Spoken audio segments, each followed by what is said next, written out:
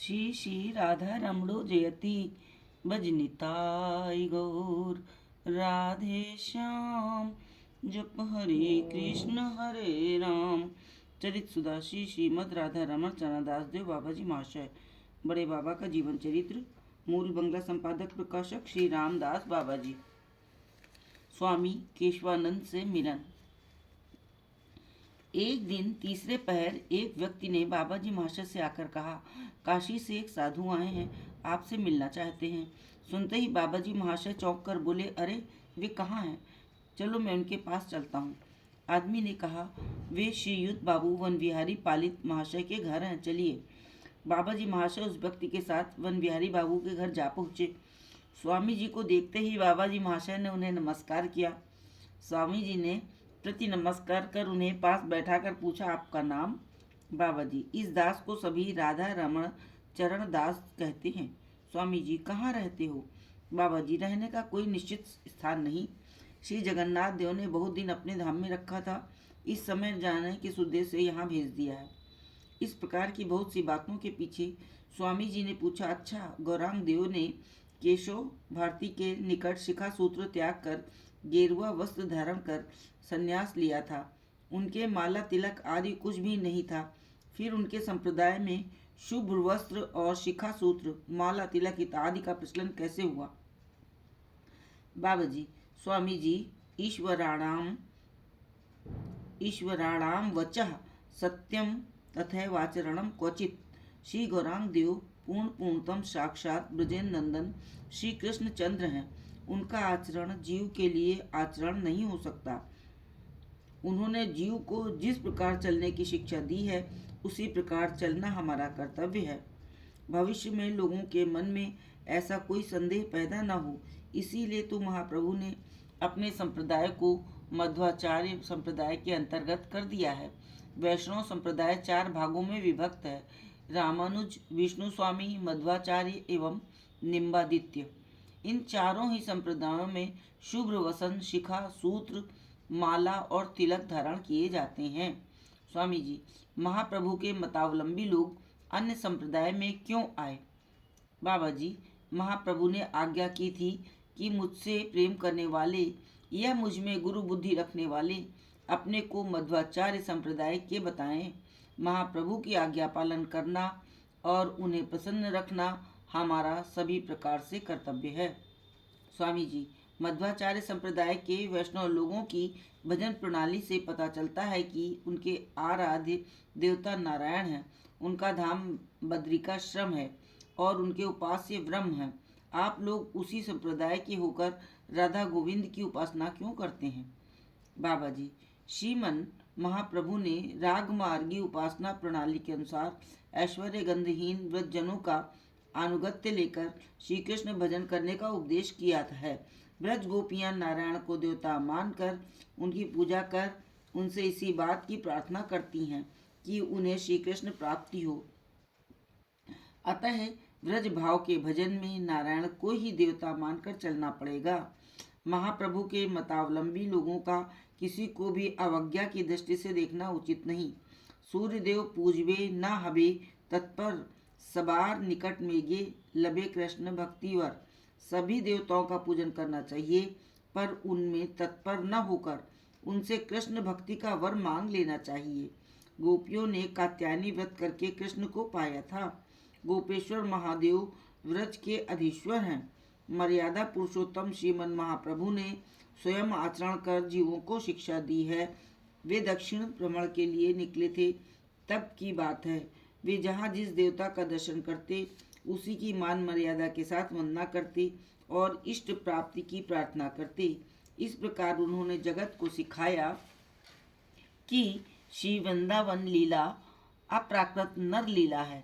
ऐश्वर्य की गंध भी रहने से अथवा राधा गोविंद को नारायण आदि के समान देवता मानने से व्रज प्राप्ति नहीं होती।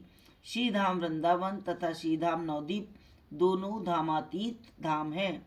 इसलिए बाहर रहकर हमारे उपासना तत्व को समझना उतना सहज नहीं है।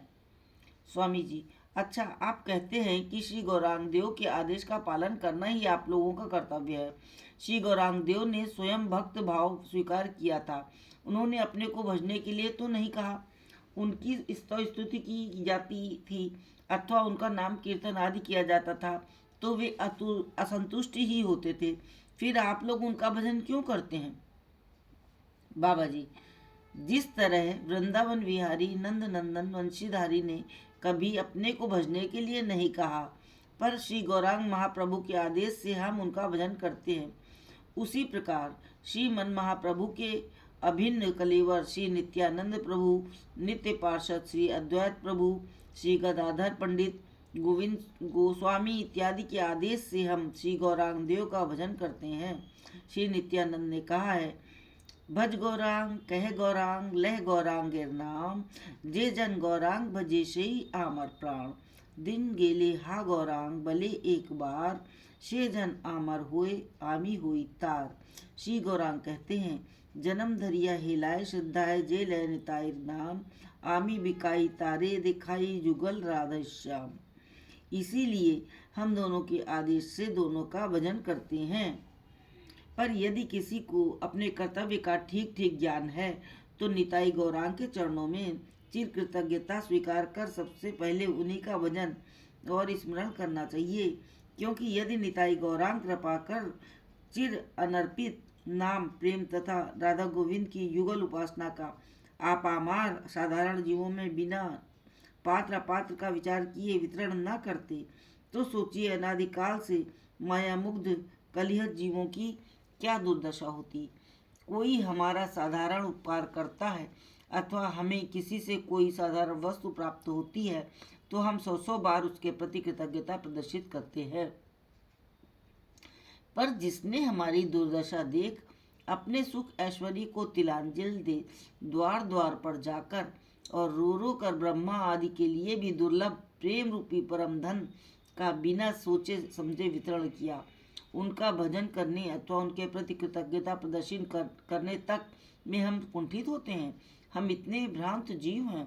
कहते कहते बाबा जी महाशय की आंखों में पानी आ गया, कंठ गदगद हो गया और सर्वांग पुलकावली से विभूषित हो गया। उनके इस अपूर्व प्रेम विकार को देख स्वामी जी बड़े संतुष्ट हुए और बोले, आज मैं आपका संग पाकर धन्य हुआ। ऐसी सरल भाषा में वैष्णव सिद्धांत आज तक किसी से नहीं सुना।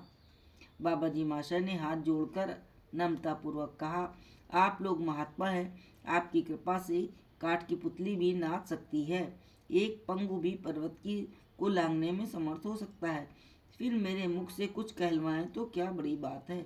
इस प्रकार के दीनता भरे वाक्य सुन स्वामी जी उठकर आत्मविभोर हो बाबा जी महाशय को आलिंगन करने लगे। दोनों एक दूसरे के प्रति गुरु बुद्धि रहित हो सख्य भाव में डूब गए। स्वामी जी ने पूछा, जीव का मुख्य साधन क्या है?